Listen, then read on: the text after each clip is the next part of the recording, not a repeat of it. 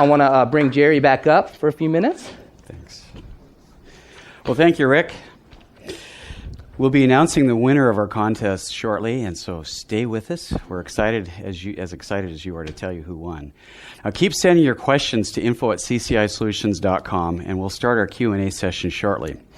Now, I want to answer one question right now. We've received a question from someone that said, will today's webinar be captured and posted somewhere after the event? And the answer is yes.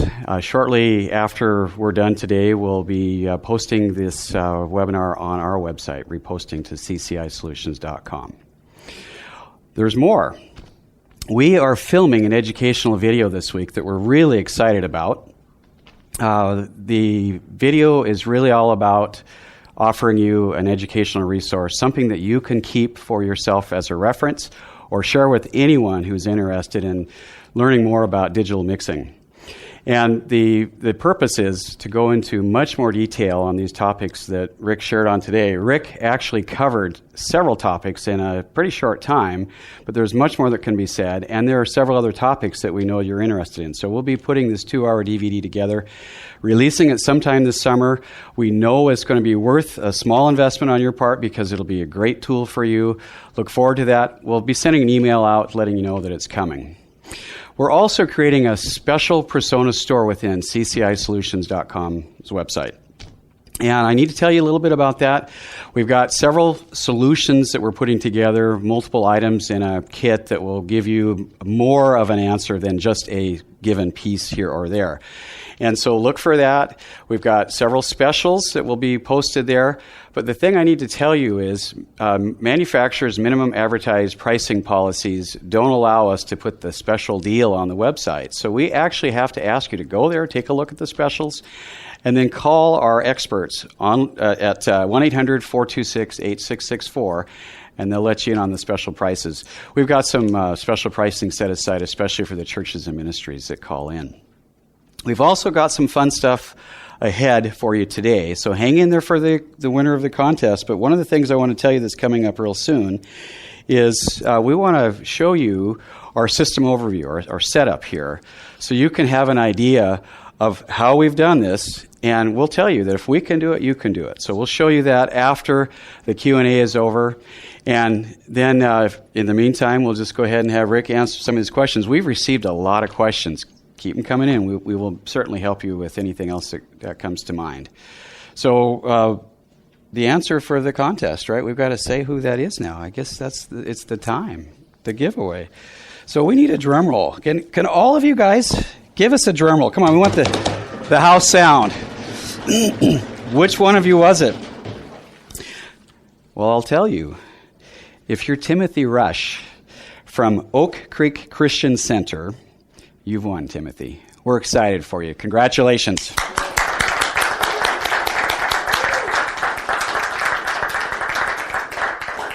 So, Timothy, we'll be contacting you this afternoon to let you know the details about how and when we'll be getting the mixer to you. Thanks. Okay, Rick? Okay. And also, for any of you guys here in our audience, if you have some questions, feel free. We've gotten a ton, so I'm just going to go through a couple, and I'm going to stop whenever you guys yank me off of it. Here's a good one, and I want to cover this. How do you hook up the iPad to the laptop? Okay, so as you can see right here, I've got this D-Link wireless router. I've created a network. Okay, I've gone out of the LAN output, not the internet output, the LAN output, connected it to my MacBook Pro, and up here I've named my wireless network Yo Doggy, and now I'm connected to Yo Doggy here. Then I go to the iPad, and I go to the settings page, click on network, Wi-Fi, make sure you're logged on to Yo Doggy, which is mine. You put in your password, and then we go over here to the StudioLive app, launch it up, and there you go, and that's it. You can also do this using the built-in ad hoc network on the laptop. I've done this before. I don't really recommend it, especially if you are in a place where there's a lot of wireless networks. I mean, in this, at CCI here, I think I saw like 10 wireless networks.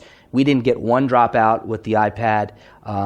It was a nice, strong connection the whole time. It's been on for, over an hour now. So that's one thing. So hopefully I was clear about that.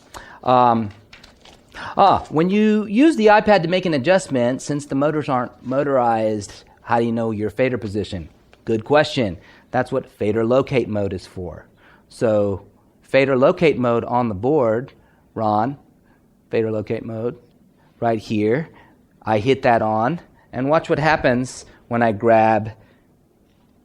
See, it's showing me. See, I'm moving stuff on the iPad, and the board is telling me where my fader position is. So if I move this up here, now when I walk back to the board and want to, get back to the iPad state, all I have to do is go over here and basically move these down to where there's one LED, and now I've nulled that out to where it matches the iPad.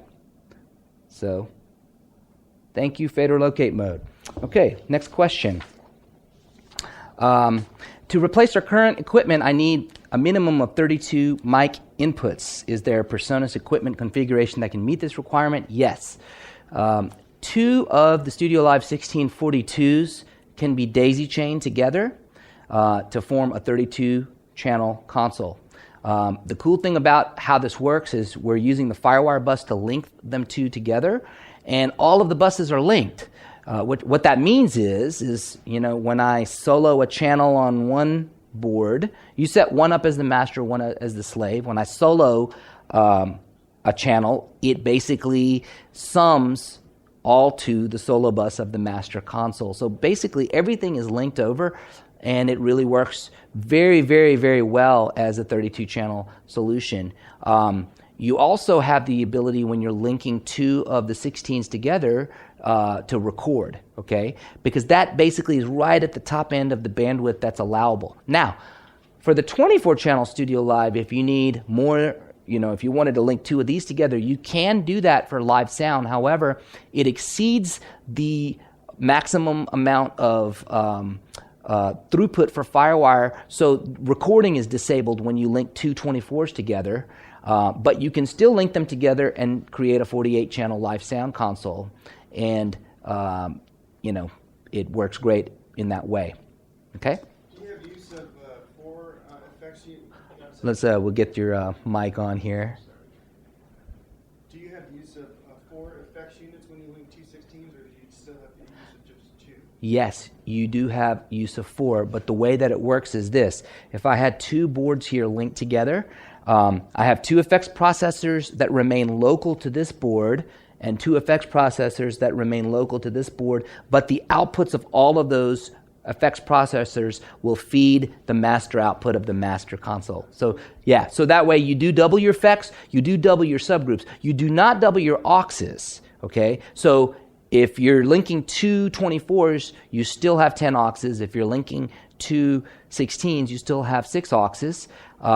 But you do double your subgroups and you do double your effects processors. Okay? Next question. Let's see here. And anybody else can pipe in. Does the board plug into an outboard computer or just a monitor? The board itself doesn't have a VGA output because it's not a computer. That's what this is for. So you hook the board up to the computer, and then I have a wireless router hooked up to the computer, and then the iPad is hooked up basically to the computer as well, through the wireless network. So that's kind of the thing.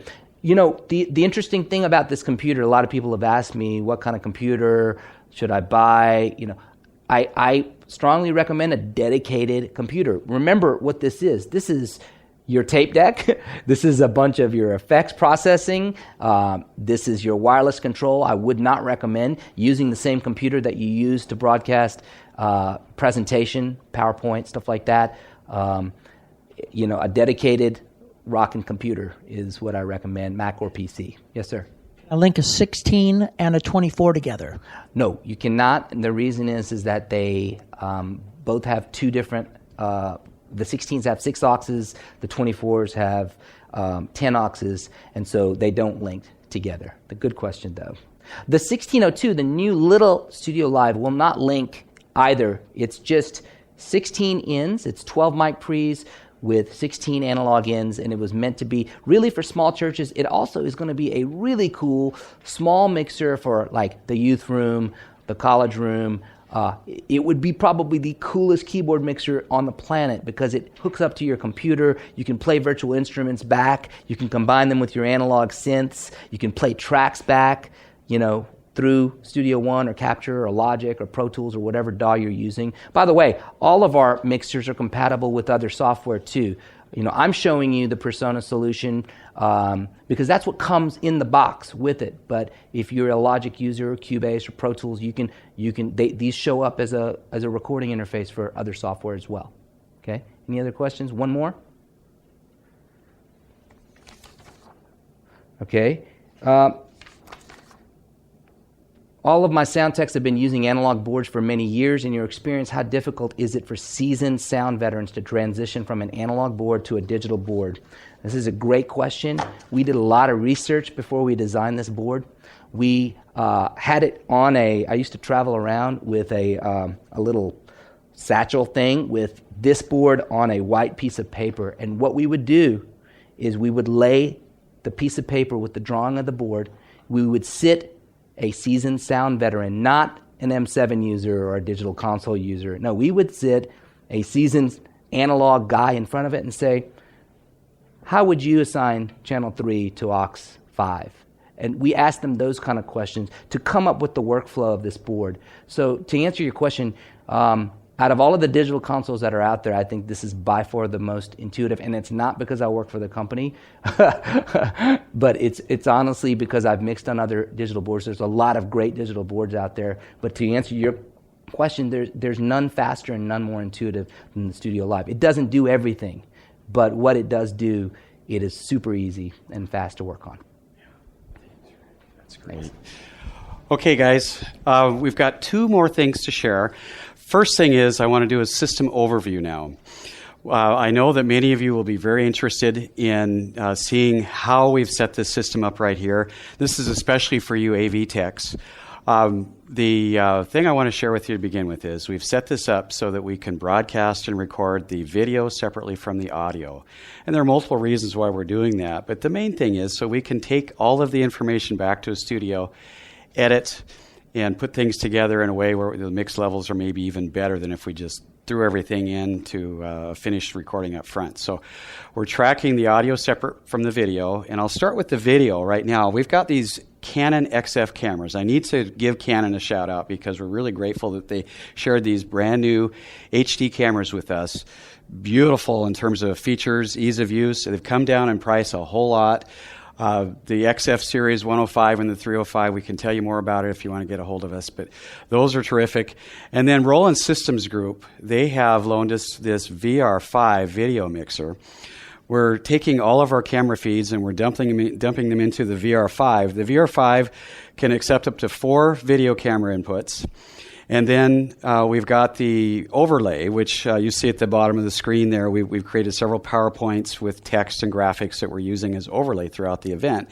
And there are chroma keys on the mixer that allow us to pull out the unneeded graphics and just show you the text and the graphics we want to include as overlays over the video. So that's there. And then we're coupling the video with the audio, bringing them both into the VR5. The audio I'll go to separately here for the time being. And we'll come back to the VR5 in just a moment. We are using the world famous E6i. I can't really see too well at the moment what I'm wearing here, but I think you can if I turn. The E6i is really the invisible mic. We actually have all versions of the E6 available to you. The E6 is the classic, came out first, and it worked really well for those individuals that they were the only user of the mic.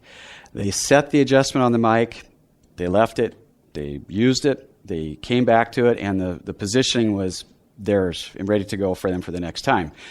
The E6i came out for those that were using this mic with multiple users. So if you're going to put this mic on me and then you're going to take and put it on another user, of course we have different head sizes, you need to contour this mic to fit to the next user.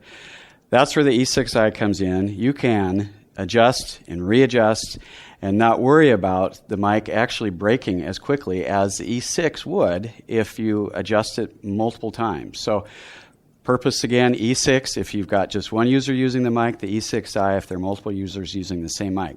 So Rick and I used the E6i. We fed the mics into some AT wireless, so the 3000 series that we're using today. We've got a handheld mic that we're using here for audience participation. So 3 wireless mics input to a PreSonus StudioLive 16.0.2 over in the corner there. One of the very first ones off the assembly line, right, Rick? And so the winner today, Timothy, is going to probably the very first owner of a new 16.0.2, which they will be shipping the first part of next month. We'll have them ready for you. You can get your orders in now. We've got some specials I mentioned online that, and by calling us, that you can get in on to get your very own 16.0.2. We're also feeding the tracks from this 24-channel StudioLive into the 16.0.2. And then we're taking the audio out and we're feeding the VR5. So we can couple the audio and the video at the VR5. And from there, the VR5 is capable, it's actually web stream ready. So it's capable of taking an output, going right to the internet. And that's how we're doing this today. We're using an organization called Livestream to distribute the signal to all of you viewers out there. So it's very simple. Just out of the VR5 right to the internet, and there you go. So something that we wanted to share with you because we know if we can do it, you can do it. Okay, the last part here is I really wanted to give everyone a thank you for coming today. We've got an audience here that we're grateful for. It makes this whole thing go a whole lot better. And so we want to give them a thanks. And then you, the viewers, you have come to us and said, we want to learn. We're grateful that you want the help because we can give it to you. And we know that you're hungry. We got, I don't know how many questions. We've received hundreds of questions. We had thousands of people sign up to watch the webinar today. So a lot of you out there, just one person at a time. And that's really how things work. We feel that we can help you one person at a time. We've got the team that's trained to do that. And so continue approaching us with any questions you might have. The thanks need to go to Canon and Roland for lending us their equipment for the show. And then one more thing, there's a musician that we are really fond of. His name is Ben Kennedy. Rick has actually recorded his latest album with him. He provided us with the multi-tracks that we use for the demo purposes here today. Go to benkennedy.com and learn more about Ben and listen to his music there. And that's it for today. Thanks for turning out. We're grateful for you.